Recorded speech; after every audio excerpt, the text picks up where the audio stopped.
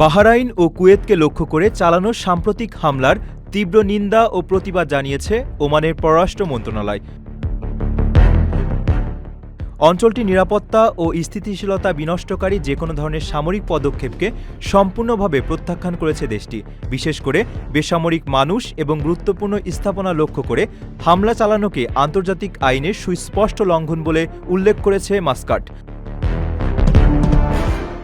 বিবৃতিতে বলা হয়, নিরীহ নাগরিকদের জীবনের নিরাপত্তা হুমকিতে ফেলে এমন কোনো সামরিক উস্কানি কখনোই গ্রহণযোগ্য নয়। এই সংকটময় মুহূর্তে ভ্রাতৃপ্রতিম রাষ্ট্র কুয়েত ও বাহরাইনের প্রতি পূর্ণ সংহতি প্রকাশ করেছে ওমান। দেশ দুটির নিজস্ব নিরাপত্তা, সার্বভৌমত্ব এবং ভূখণ্ডের সুরক্ষায় নেওয়া যেকোনো আইনি নিরাপত্তামূলক পদক্ষেপের প্রতি ওমানের পূর্ণ সমর্থন রয়েছে বলে বিবৃতিতে উল্লেখ করা হয়।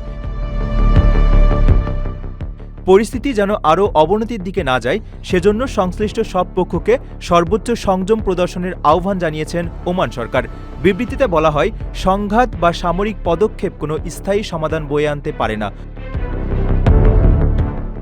বরং যেকোনো ধরনের সংকট ও বিরোধ নিষ্পত্তির জন্য পারস্পরিক আলোচনা ও কূটনৈতিক পথ বেছে নেওয়াই সবচেয়ে কার্যকর উপায়।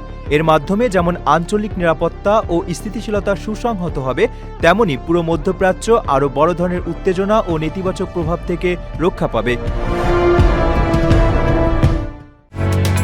ওমানের সেরা রেট দিচ্ছে বাংলাদেশি প্রতিষ্ঠান গালফ এক্সচেঞ্জ। প্রিয়জনকে টাকা পাঠাতে আজই আসুন আমাদের যে কোনো ব্রাঞ্চে অথবা কল করুন স্ক্রিনে দেয়া নাম্বারে। গালফ এক্সচেঞ্জ, বাংলাদেশিদের প্রিয় এক্সচেঞ্জ।